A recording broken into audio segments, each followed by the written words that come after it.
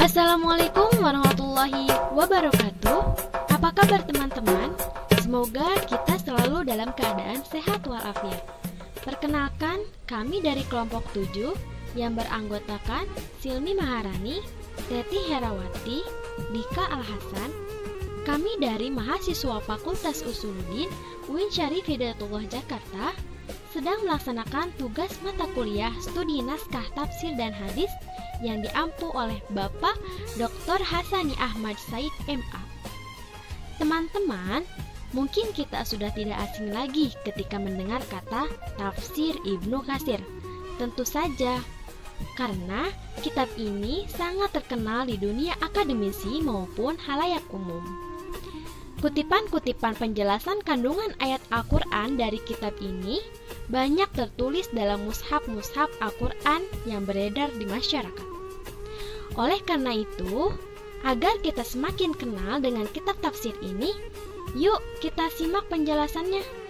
Oh iya, sebelumnya dalam pembahasan video ini mencakup biografi Ibnu Katsir, profil kitab tafsir Ibnu Katsir, tafsir Ibnu Katsir surat Al-Baqarah ayat 225 sampai 230. Assalamualaikum warahmatullahi wabarakatuh. Teman-teman, saya Silmi Maharani. Dalam cuplikan video ini saya akan mencoba sharing kepada teman-teman biografi seorang tokoh ulama besar di dunia Islam yang bernama Imam Ibnu Katsir. Nah, di antara teman-teman semua, siapa sih yang tidak kenal dengan ulama yang satu ini? Ya, tepat sekali teman-teman, bahwasanya Ibnu Katsir merupakan salah seorang ulama yang sangat masyhur dalam bidang tafsir, yang mana nama lengkap beliau ialah Imamuddin Abu Al-Fida Ismail bin Al-Khatib Syihabuddin Abi Hafsah Umar bin Katsir Al-Basrawi Ad-Dimashqi Asy-Syafi'i.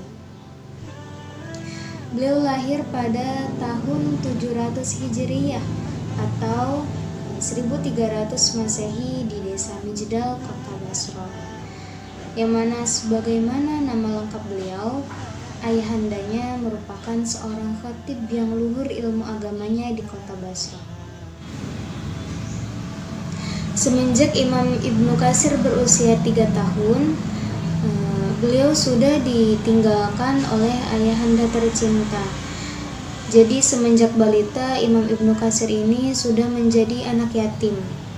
Namun itu semua tidak menjadi alasan atau rintangan yang membuat Imam Ibnu Katsir ini tidak berprestasi. Justru beliau menjadi seseorang yang al-allama, yang sangat luhur ilmu agamanya. Yang kemudian Imam Ibnu Katsir kecil ini diasuh oleh kakaknya dan pindah dari Basrah ke Damaskus. Nah, di kota inilah Imam Ibnu Katsir mulai mengepakkan karir intelektualnya. Teman-teman viewers yang budiman, semenjak kepindahan Ibnu Katsir dari kota Basrah ke Damaskus, di Damaskus ini Imam Ibnu Katsir mendapat lingkungan pendidikan yang sangat mendukungnya, yang mana Imam Ibnu Katsir diberikan kesempatan untuk belajar kepada syekh-syekh yang ternama, yang sangat-sangat terkenal pada masa itu. Yang mana kita tahu teman-teman, pada abad 8 Hijriah itu Islam sedang ada dalam masa Golden Age. Artinya peradaban Islam sedang berada dalam puncak, baik itu dalam pengetahuan maupun teknologi. Sejak usia 10 tahun, bahkan ada yang bilang 11 tahun, Imam Ibnu Katsir ini telah menyelesaikan hafalan Al-Qur'annya. Kemudian beliau melanjutkan studinya untuk memperdalam ilmu Al-Qur'an kepada Syekhul Islam Ibnu Taimiyah. Dan mereka itu memiliki kedekatan khusus, hingga makam Ibnu Katsir ini bersebelahan dengan makam Ibnu Taimiyah.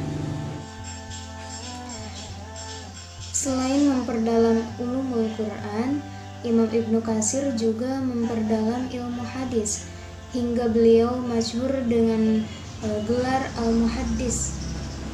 Beliau belajar kepada Syekh Jamaluddin Al-Mizzi, seorang tokoh ahli hadis yang sangat masyhur, sehingga dari kepiawaiannya dalam disiplin ilmu hadis ini menjadikan tafsir Ibnu Katsir yang sekarang lagi kita bahas menjadi tafsir yang bersumberkan dari sumber-sumber primer, yakni Al-Quran dan hadis Nabi. Yang ketiga, Imam Ibnu Katsir juga mendapat gelar Al-Faqih, yang mana gelar ini dikhususkan untuk ulama-ulama yang ahli dan luas wawasannya dalam disiplin ilmu fikih. Di kota Damaskus, Imam Ibnu Katsir belajar kepada Syekh Burhanuddin Al-Fazari, seorang ulama ahli fikih mazhab Imam Syafi'i.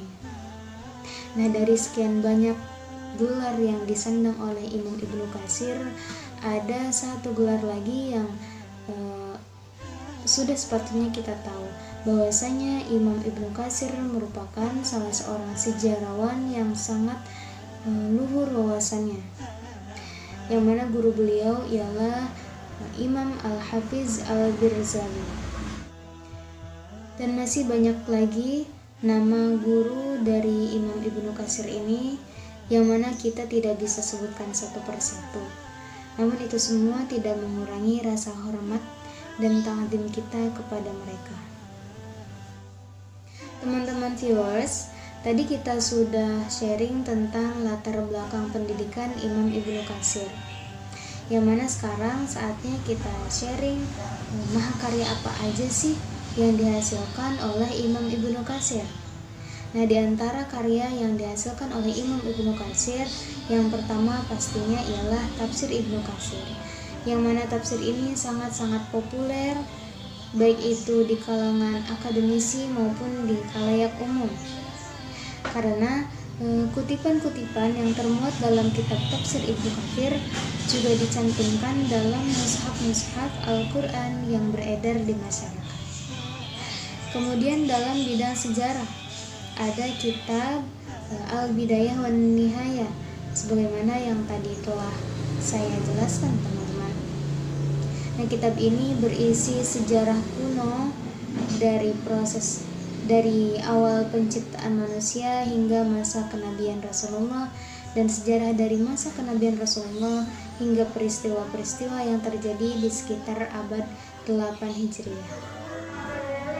Selanjutnya, mahakarya Imam Ibnu Katsir ialah Ahkamul Kubra, yang mana kitab ini berisikan hukum-hukum dan syariat yang diambil dari Al-Quran dan hadis. Kemudian dalam disiplin ilmu hadis, Imam Ibnu Katsir mengarang kitab Jami'ul Masanid was Sunan, yang mana kitab ini berisikan nama dan biografi para periwayat hadis. Teman-teman viewers, mungkin pembahasan mengenai biografi Imam Ibnu Katsir dicukupkan sekian. Nah, sharing selanjutnya ialah tentang profil tafsir Ibnu Katsir. Terima kasih. Baik, saya akan menjelaskan mengenai profil kitab tafsir Ibnu Katsir.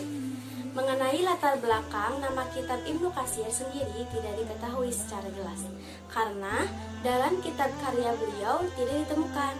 Bahkan dalam kitab-kitab biografi yang disusun oleh ulama-ulama klasik juga tidak ditemukan. Nah, Ibnu Katsir sendiri tidak menyebutkan nama atau judul kitabnya, padahal kitab-kitab lainnya dia memberi nama. Nah, namun pada akhirnya Muhammad Husain Az-Zahabi dan Muhammad Ali As-Sabuni memberikan nama tafsir ini sebagai tafsir Al-Quranul Azim. Kemudian, namun ada pula yang memberi nama Ibnu Katsir. Nah, namun perbedaan keduanya ini hanyalah pada nama judul kitabnya saja, sedangkan inti atau isinya sama aja. Nah, tafsir Ibnu Katsir ini terdiri dari 8 jilid. Bentuk tafsir Ibnu Katsir yakni tafsir bil maksur atau berdasarkan riwayat. Nah, dengan melihat sejarah penafsiran Al-Quran, bentuk tafsir bil maksur bisa dikatakan adalah bentuk yang pertama lahir dalam penafsiran Al-Quran, masa yang tidak terlalu jauh dari Nabi, sehingga penafsirannya tuh lebih banyak melihat kepada hadis-hadis Nabi. Nah, menurut Az-Zahabi, tafsir Ibnu Katsir menggunakan metode menafsirkan Al-Quran dengan Al-Quran, menafsirkan Al-Quran dengan hadis, menafsirkan Al-Quran dengan sahabat dan tabi'in. Nah, menurut Ibnu Katsir dalam muqaddimah tafsirnya menyebutkan bahwa metode bil ma'sur ini adalah metode yang terbaik dalam menafsirkan Al-Quran. Nah, merupakan prinsip-prinsip yang dipakai pada bentuk tafsir bil maksur, walaupun sebenarnya tidak menutup kemungkinan ada bentuk-bentuk bil ra'yi dalam penafsiran tafsir Ibnu Katsir ini. Kemudian metode tafsir. Metode tafsir merupakan suatu cara berpikir untuk mencapai pemahaman yang benar tentang apa yang dimaksudkan oleh Allah dalam ayat-ayat Al-Quran yang diturunkan kepada Nabi Muhammad. Nah, dalam tafsir Al-Quranul Azim yang digunakan oleh Ibnu Katsir untuk menafsirkan Al-Quran dapat dikategorikan sebagai metode atau manhaj tahlili, yaitu suatu metode tafsir yang menjelaskan kandungan Al-Quran dari seluruh aspeknya. Nah, dalam metode ini mufasir tuh mengikuti susunan ayat sesuai dengan tartib mushafi, yakni dari surat Al-Fatihah sampai surat An-Nas. Nah, meski demikian, metode penafsiran kitab Ibnu Katsir itu dapat dikatakan sebagai semi tematik, yakni karena ketika menafsirkan ayat, ia mengelompokkan ayat-ayat yang masih ada kaitannya dengan ayat sebelumnya ataupun sesudahnya. Nah, dengan begitu, akan tetapi juga tafsir Ibnu Katsir juga tidak mengabaikan munasabat Al-Quran dan tidak mengabaikan juga tentang asbabun nuzul dalam tafsir ini.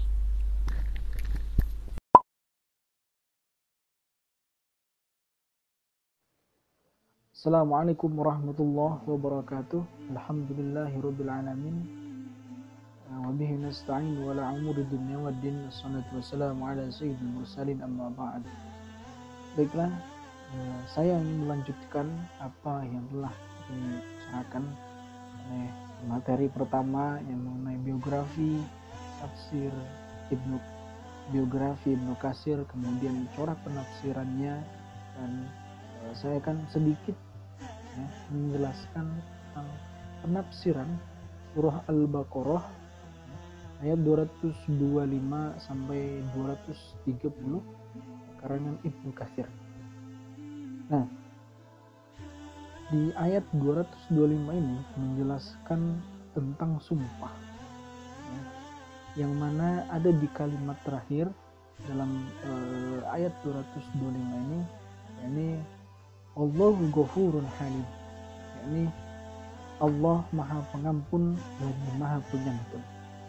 Nah, hal ini di sini dijelaskan bahwa Allah tidak segera menyiksa orang yang berbuat dosa. Nah, maksudnya adalah, jadi Allah di sini mengingatkan kepada kita bahwasanya segala sesuatu itu tidak harus langsung dijatuhi hukuman, ya, melainkan harus ada harus ada proses, ya, baik itu bisa dirubah orangnya atau melalui proses-proses yang seharusnya sebelum nanti dihukum. Hal ini untuk mencegah adanya fitnah, ya. Maka kalau misalkan kita misalkan langsung menghukumi atau langsung mengatakan bahwa orang ini dosa tanpa ada bukti apapun, tanpa adanya penyelidikan terlebih dahulu, nah ini yang kemudian salah. Nah, dalam hal ini, dalam ayat 225 Allah di sini mengatakan la yu'akhidhukumullahu billaghwi fi aymanikum walakinna yu'akhidhukum bima kasabat qulubukum wallahu ghafurur halim. Allah tidak menghukum kamu ya, disebabkan sumpahmu yang tidak dimaksud untuk bersumpah, tetapi Allah menghukum kamu disebabkan sumpahmu yang sengaja untuk bersumpah oleh hatimu, dan Allah Maha Pengampun lagi Maha Penyayang. Nah, di sini tadi sudah jelaskan bahwasanya Allah tidak akan menghukum hambanya ketika bersumpah jadi sengaja, akan tetapi Allah akan menghukum hambanya ketika hambanya itu memang sengaja untuk bersumpah.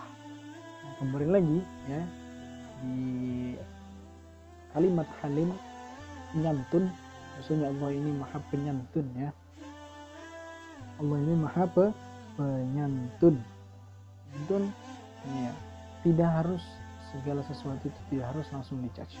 Nah, kemudian dimulai dari ayat 226 sampai 230 ini menerangkan tentang pernikahan ya, dalamnya yang terkait masih berkaitan dengan sumpah ya, namun secara garis besar saya akan menerangkan sedikit.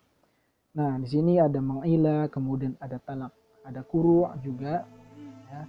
Nah, di sini pun konteksnya sama. Jadi sebelum seorang suami ini menjatuhkan talak kepada seorang istri, maka Allah memberikan kesempatan untuk memperbaikinya, memperbaiki dulu. Di sini lam ini mengila bukan talak, mengila istrinya ya, yang mana ila ini yang maksud ila adalah tidak disentuhnya seorang istri oleh suami selama 4 bulan lamanya. Nah, ini sungguh menyiksa seorang istri ya sebenarnya. Jadi maka Allah ya memerintahkan kepada kita untuk dalam bangku 4 bulan itu ya, seorang suami dan istri merenungkan apa kesalahannya dan kemudian apa yang harus diperbaiki. Kemudian talak juga sama ya. Dari itu seorang suami lisannya harus benar-benar dijaga, jangan asal nyebut talak, karena kalau misalkan sudah sebut talak maka sudah jatuh talak satu ya. Nah, ini berkaitan dengan kata sumpah. Jadi kalau misalkan kita jangan main dengan kata sumpah. Dari itu dalam kesimpulannya biasanya kita tangkap bahwasanya kita tidak boleh menghukumi seseorang tanpa ada bukti, tanpa ada bukti dan yang lainnya ya, sehingga membuktikan bahwa orang ini bersalah atau orang ini berdosa. Selain tanpa ada bukti, kita tidak boleh menghukuminya atau menyumpahinya. Mungkin itu demikian dari kelompok 7. Kami dari mahasiswa UIN Syarif Hidayatullah Jakarta mengucapkan terima kasih. Apabila ada kesalahan mohon dimaafkan karena kami dalam masa pembelajaran. Kurang lebihnya mohon maaf. Wassalamualaikum warahmatullahi wabarakatuh.